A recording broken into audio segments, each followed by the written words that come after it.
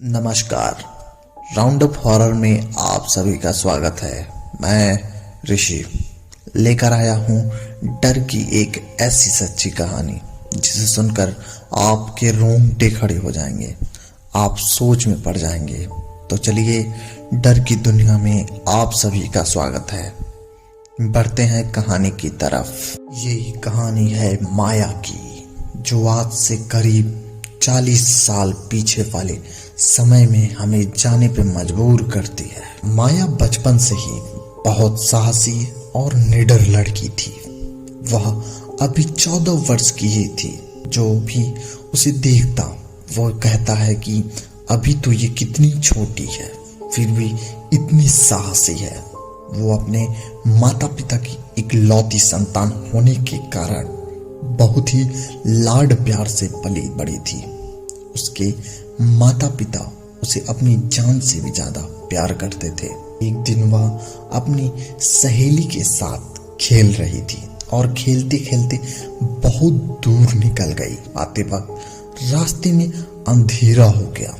उसकी सहेली के घर उसके घर से पहले ही थे। उसकी सहेलियां अपने अपने घर चली गई। अब माया रास्ते में एकदम अकेले चली जा रही थी। चारों तरफ सन्नाटा फैला हुआ था। माया दबे पांव चले जा रही थी कि अचानक उसने किसी की रोने की आवाज सुनी।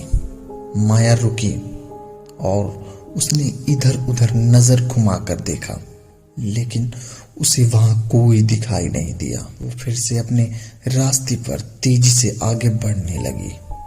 माया अपने मंजिल की ओर बढ़े जा रही थी। फिर से उसने किसी की रोने की आवाज सुनी।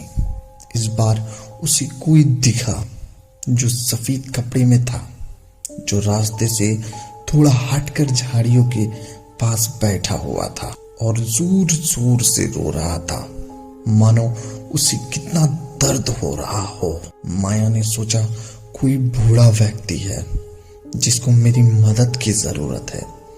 ये सोचते हुए माया उस व्यक्ति की तरफ बढ़ रही थी कि उसे दूसरी तरफ से भी रोने की आवाज आने लगी।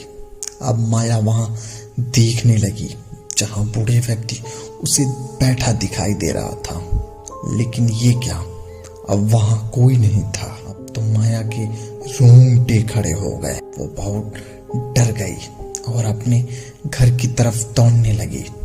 तभी उसके कानों में आवाज आई, कहाँ भाग रही है तू, मेरी मदद तो करके जा।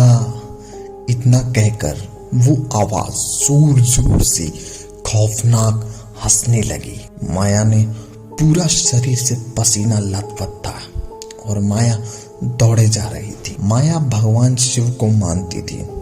वह रोज मंदिर जाती थी।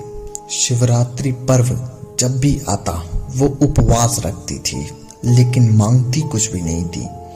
माया भागते भागते शिव जी को यही बात कह रही थी कि मैं आपके पास कभी कुछ नहीं मांगा, लेकिन आज मुझे आपकी जरूरत है। मुझे घर जाकर मेरे माता पिता से मिलना है। कहते हुए रास्ते ही बेहोश होकर गिर गई। सुबह उसकी आंख खुली तो वो अपने घर पर अपने माता पिता के पास होश में आने पर माया ने बताया, माँ, रात तो मेरे साथ बहुत ही अजीब बात हुई। और रात की सारी बात माया ने अपने माँ और बाबा को पूछा, यहाँ मुझे कौन लाया माँ? तो माँ ने बताया कि एक सज्जन जिनकी लंबी दाढ़ी और लंबे लंबे केस थे, वही तुम्हें यहाँ छोड़ कर गए। जब वो सज्जन तुम्हें घर लाए उस वक्त तुम बेहोश थी। उन्होंने बताया कि मैंने बच्ची को चीखने की आवाज सुनी थी। जब मैं बच्ची के पास पहुंचा तो देखा कि वो बेहोश थी। फिर वो तुम्हें घर लेकर आए और कहा, आगे से आप ध्यान रखना, इतनी रात तक अकेले बाहर ना जाए। इतना कहकर वो सज्जन आदमी चले गए। माया सोच रही थी आखिरकार कौन थे वो। दोस्तों, क्या आप बता सकते हैं कि वो सज्जन आदमी कौन थे? अपनी राय कमेंट करके जरूर बताएं। चलिए मिलते हैं एक और नई सच्ची घटना पे आधारित कहानी के साथ। तब तक के लिए धन्यवाद। अगर आपको वीडियो पसंद आई हो तो वीडियो को लाइक करिए और चैनल को सब्सक्राइब करिए ताकि हमारी आने वाली वीडियो सबसे पहले आप तक पहुंचे। धन्यवाद।